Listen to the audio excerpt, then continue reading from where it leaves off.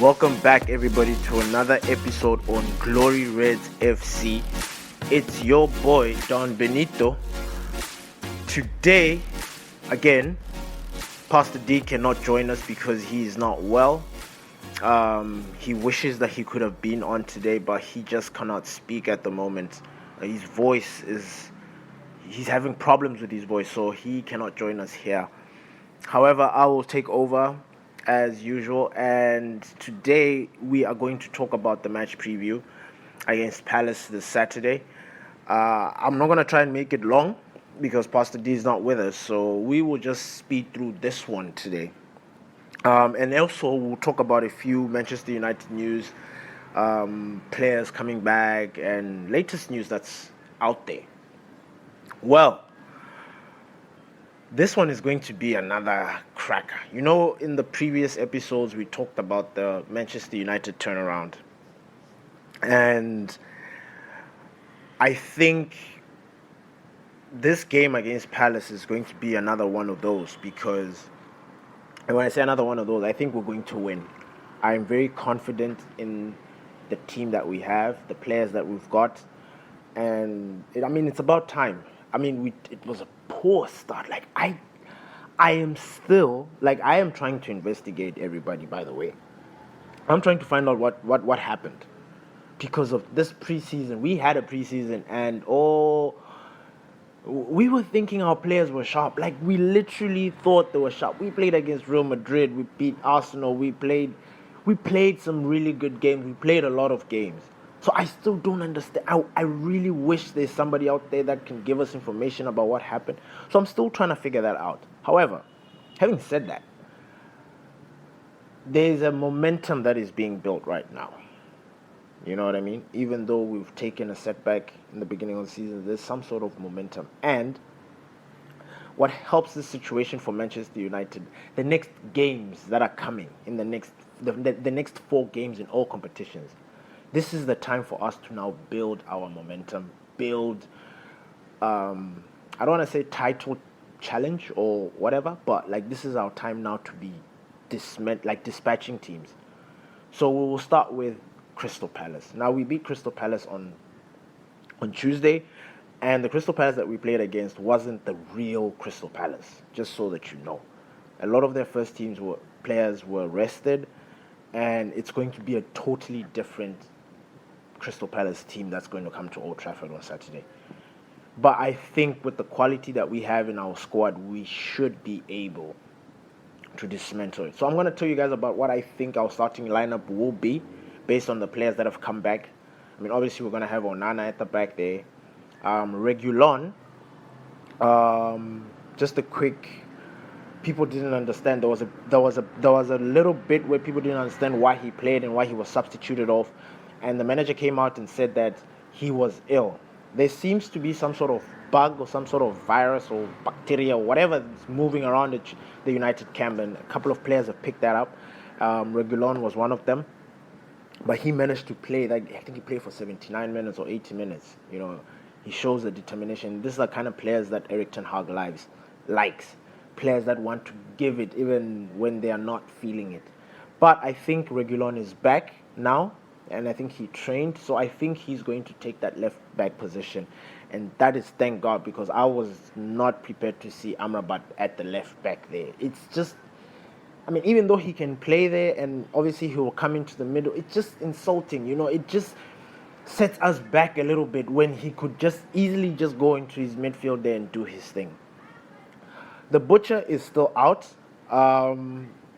Me and D there was a session where we talked about why we didn't understand why he had to go to Argentina during the international break, because if he was injured, there was no point of him going to Argentina. Rather than, he should have just stayed at Carrington, continued his rehabilitation and taking care of himself to make sure that he can get back. But it didn't work. So he went to Argentina, blah, blah, blah. Fast forward now, he's still injured. So we're going to be out without the Butcher for some time. They're going to tell us if there's any improvement or anything like that. But for now, he's not going to be there. So the Iceman is going to take that position, Lindelof. And then he'll partner Varane. And a right back, Diogo Dalot. because Wan-Bissaka, it's a long-term injury. Wan-Bissaka, Luke Shaw, and Tyrell Malacia, those players are out for a long time. We are only going to see those guys in the back end of November, maybe early January or post January. Like that's how long it is. However, there's some rumors that the gaffer doesn't like to disclose exactly when the players are coming back to fitness and all that. That's why there've been a lot of fitness boosts. These players coming back from injury, which we thought were going to be out for a very long time. I didn't think Mason Mount was going to be back so quick. I also didn't think Varane was going to be back so quick. But then all these players have come back and it's all good. So I'm happy about that. So my back five is set. Reguilon, Lindelof, Varane, Onana, and Dalot. And then in the midfield, at the base there, I have my Casemiro partnering with Amrabat, and our number 10 being our Magnifico Bruno. And then on the left, we're going to have Rashi, obviously just because it's rank and we're playing. Honestly, the front three, if I'm totally being honest and not taking a dig at anyone, I actually do not mind any of the players that are fit. I'm talking Rashford, Garnacho, Martial, Højlund, Facundo, or probably Mount or Bruno, whoever will be playing up top there. Reports have come in that Anthony has resumed training with United, so I'm assuming and he's up for selection. So if he's going to complete training today, just best believe that he might be up for contention to play tomorrow. So Anthony might be there. He might be on the bench. So honestly, any of those. With Anthony, I would pause because he hasn't trained for some time. Like he hasn't played. I don't know if he's been keeping fit in Brazil. So I don't know what his fitness rate is. I don't know where his where his mind is at. So I don't want him to come and display all that on the pitch because we can't afford it. The turnaround has begun and there's no looking back. We need to be going forward. So honestly, but I think the manager will pick Rashford because he benched him against Crystal Palace this weekend. So I think Rashford will retain his position. Rasmus Højlund will be our number 9 because he also came off the bench. And honestly, I don't mind either or between him and Martial because Martial right now looks fit.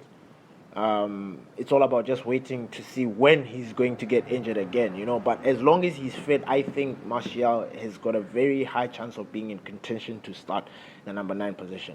But because Højlund is our manager's new signing, I think Højlund will take that position. And then on the right, because Bruno is in the middle in the number 10 position, I think Mount will take the number 7 over Facundo just because he's older and blah, blah. However, I have a feeling that the manager is going to do that thing that he does where he swaps Bruno. So maybe Mount, because Mount, Amrabat, and Casemiro had a very nice 45 minutes against Crystal Palace. Albeit they were playing a weekend side. Like compared to the quality that we had, those three were just too strong. But they're going to meet a different Crystal Palace. So I kind of see maybe Erik ten Hag trying to use the same midfield three, and then maybe chuck Bruno to the right. Or maybe Anthony would easily just come back in, Bruno stay. I don't know. So it's just the headache there. But I think the way I've picked it on the app, I picked Rashford, Højlund, Mason Mount on the right, Bruno number 10, Amrabat, Casemiro, Reguilon, Lindelof, Varane, Dalot, Onana. That's how I picked the squad, and I think that squad is easily our strongest squad on paper. Obviously, if Anthony's back to full fitness, because I don't think he's very fit right now. Maybe his form is I don't know. Like I literally do not know if Anthony has been keeping fit or training or trying to be up to speed with what's going on. But I don't know. So I would assume because he's been in Brazil and he's been going through what he's been going through, I assume he's been busy focusing on that, answering questions with the police, and giving them information and all that he didn't really train. He might have done some push-ups, had a run and all that, but you need that physical running game time. You need game time on your legs. And I don't think he has that right now. And everybody's kind of up to speed. The kids, Alejandro Garnacho and Facundo, that in terms of what they've been showing right now, they're a little bit above in terms of fitness level and sort of form, but you never know. He could have been doing it. He could have been training. Could have been up to speed. So he might just slot in there. So honestly, that front three is literally up for grabs because everybody, and I'm happy and I like that competition that we have. I wouldn't mind if he started Garnacho and Facundo because we know you're going to get that tenacity in those early moments of the game, those kids pushing forward. Then you bring Rashford in or Anthony or whichever way, they're still going to bring that energy in. So I am happy with our squad. Scott McTominay is back. Ericsson is also back. Those guys also had like some sort of illness. They are back. So we have a full squad-ish. Like only Roberto Carlos, Spider, and Malasia are the only ones that are missing. But everybody else is there, sort of available. Oh, and another thing, Kobe Mainoo has also come back. Like he might return earlier, like sooner than what we've been waiting for.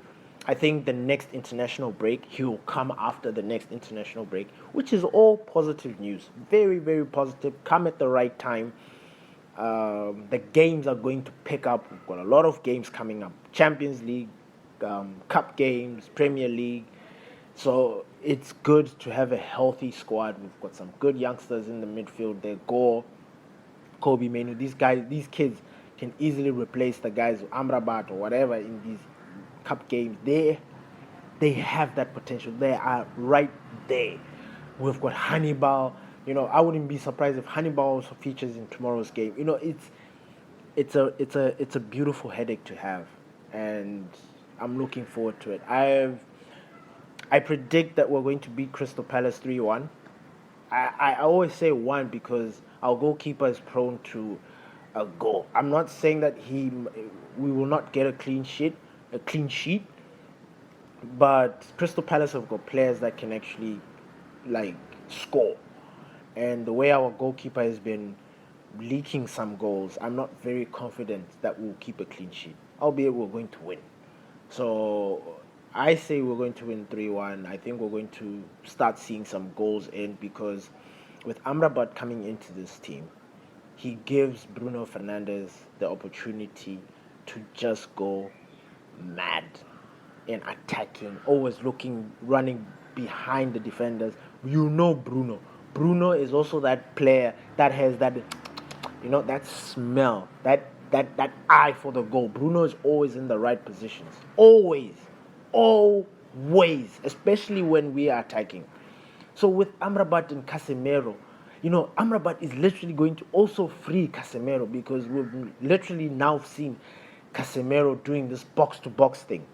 Not that he was not that player, but he never had a player that could unlock him. He never had a player that could sit with him in the base there and help him do the defensive duties, stay behind when he makes that run or when he makes that supporting run up top. But with Amrabat, he literally has a twin because they can do the same thing.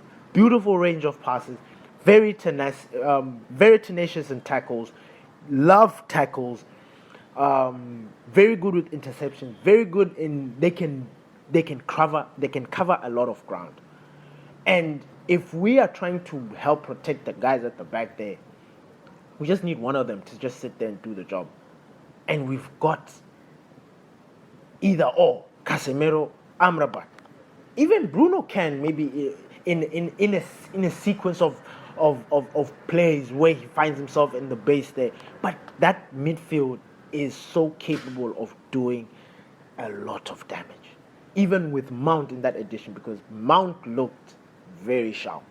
And I have this problem, because I've also played football before. I always feel like when you play against lower teams, you always tend to, like, a weaker side. You always, your quality in being in a big team always stands out, always shines.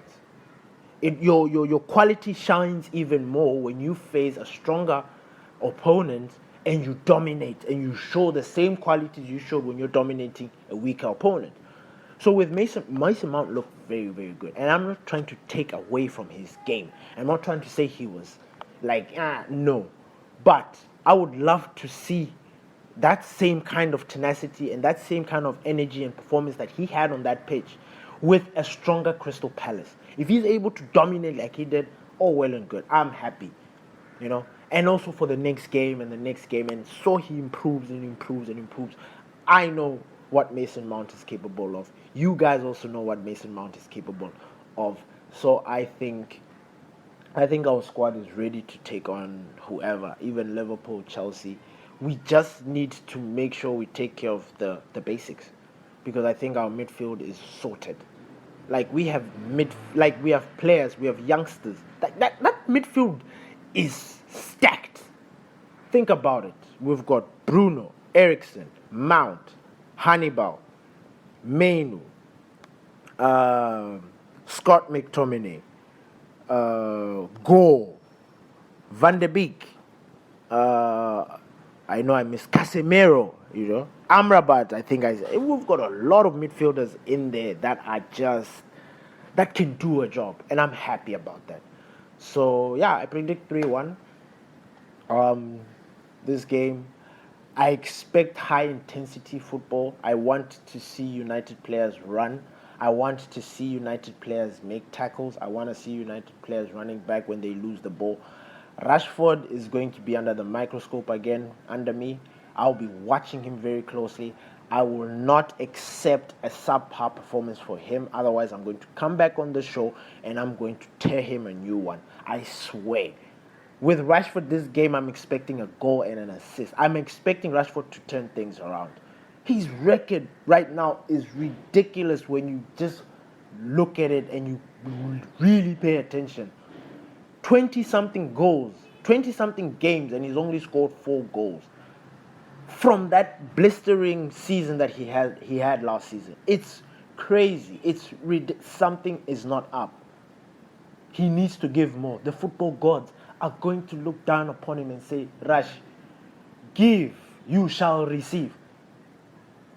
The more he gives, the more he's going to find himself in positions where he's going to score goals. That is just how life, it works like that. The more you give, the more you get. I just wish he can adopt that, use that in his football mentality, because if he's always going to be looking to make that final decision and kick and shoot and always miss chances, it's his fault. We're just going to ignore it because he's Rashford and he's from the academy, he's United through and through, and he's the gaffer's favorite. We're just going to ignore it. But no, I'm expecting a big performance from Rashford. I'm expecting him to pass Højlund. Højlund should be scoring goals. He's been finding himself in good positions, just not receiving balls. Why? And I bet you right now that if Facundo and Garnacho play with Højlund starting, they're going to give him balls, because you saw Facundo always giving, Garnacho always giving, always finding themselves in those positions. Rashford needs to, I don't want to say emulate, but he needs to take a page out of these youngsters. Bro, just be a winger. Be a winger. Like you always say, I like playing left wing. Yeah, cool, be the winger. Stop being this left-sided center forward. Like, okay, then what is that? I expect more from Rashford. I really do. I am not playing around. So, yeah, I'm expecting a win tomorrow. I'm expecting us to do really well. I'm expecting people to be like, yeah, this is the quality of football that we knew Manchester United had.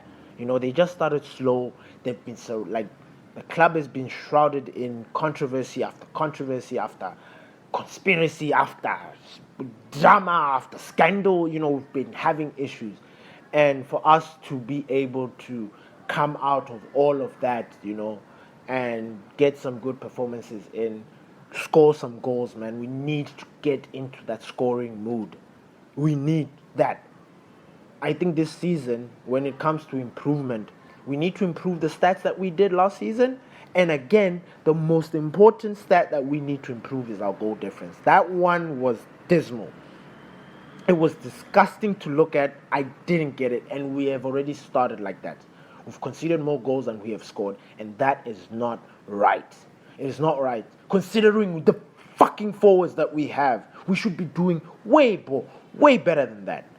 Sorry for expressing my French language, but yes, we need to be doing better. Those players need to be doing better. I hope Anthony has come back with a whole shift. I hope he's been, I mean, I know he's been dealing with what he's been dealing with, but I hope he's also been paying attention to his game and listening to what people are saying about him, because in a weird way, I get that they don't want to listen to what people say, but there's something that we are seeing that you are not. And sometimes if you just read in between the lines and just say, okay, maybe I'm not doing something right, So I hope he's been listening to some stuff or been watching the youngsters and seeing what we want and trying to get the best, like crossing and doing all those things.